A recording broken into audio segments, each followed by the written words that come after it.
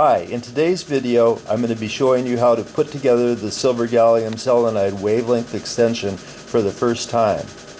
With the system shipment you received a mounted motor along with a crystal mounting block for the new silver gallium selenide crystal, cabling, mount for the IR filter, long pass IR filter, and some double-sided Scotch tape for mounting the silver gallium selenide crystal that you will have purchased elsewhere. To begin, scan your system out to 751.5 nanometers, where the silver gallium selenide crystal will be at near normal incidence. You'll want to go in and change the wave in the settings file to change the minimum and maximum wavelengths to 725 to 765. Which is the valid operating range for the silver gallium selenide coefficients. You'll want to add one more motor onto your system too. I have a broadband one with only 6 motors, so I'll need to add a 7th in for the silver gallium selenide stage. You'll want to then optimize the energy for the system through an aperture placed at a distance away from the OPO/OPA system. I use a 7mm aperture with a power meter placed behind it. This will ensure that the signal and idler are collimated and will be together when they reach the silver gallium selenide stage. The silver gallium selenide crystal needs to be placed at a distance of 2 meters from the output port. This permits you to run the OPO/OPA at the full energy output without risk of damaging the silver gallium selenide crystal. As a benefit, the silver gallium selenide crystal only samples the most collimated portion of the output. This leads to much better collimation for the mid-infrared that's being generated. The optical filter, the long pass filter, it will reflect the signal and the idler outputs. Put it in at 45 degrees so that it reflects the light down to the table. The last step will be mounting the silver gallium selenide crystal that you purchased onto the mounting block. Use the double-sided tape to mount the crystal to the block.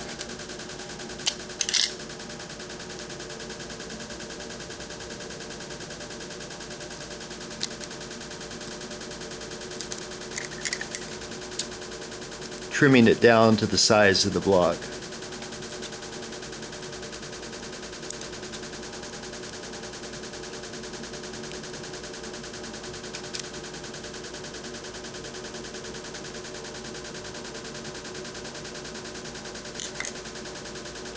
Then lay the block on a 1/2 millimeter shim.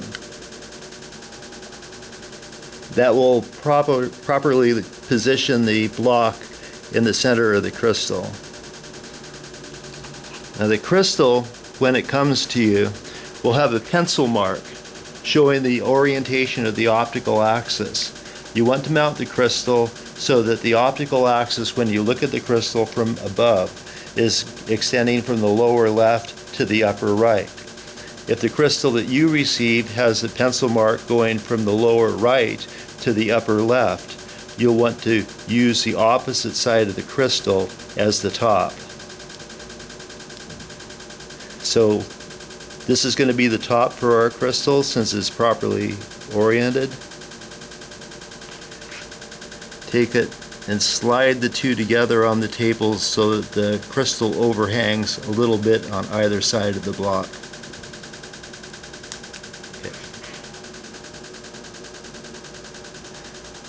Now we can just mount the block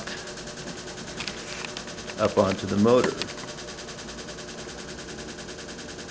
I want to stick it on at normal incidence to the incoming beam and then tighten the set screw on the back side.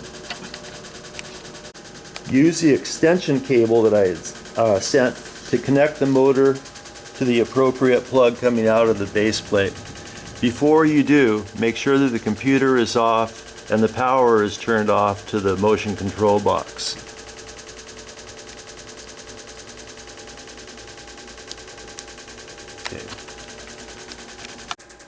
Okay, we have the motor hooked up the silver gallium selenide crystal on at normal incidence.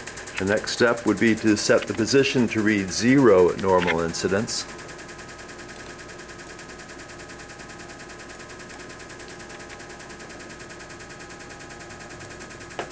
Okay, let's see what we can get out of it. Turn up the energy. Full.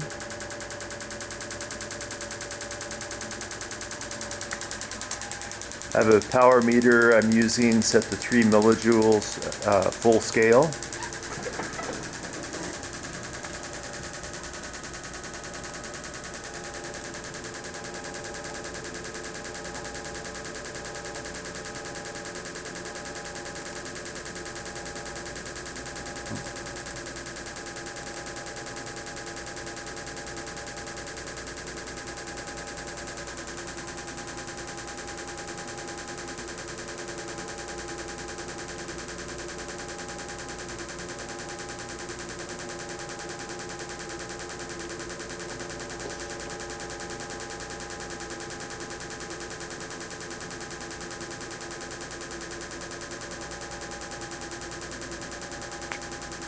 Okay. That's our peak. Now let's just scan the system and see how well it works.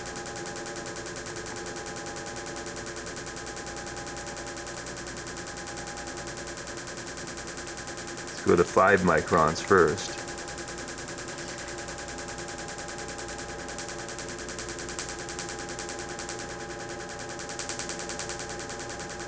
For the constants that I put into these systems, you should be able to scan down to 4.5 microns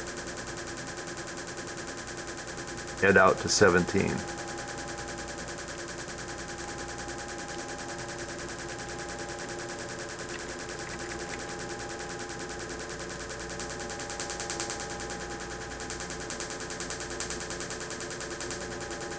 So the peak is just a little over 2 millijoules.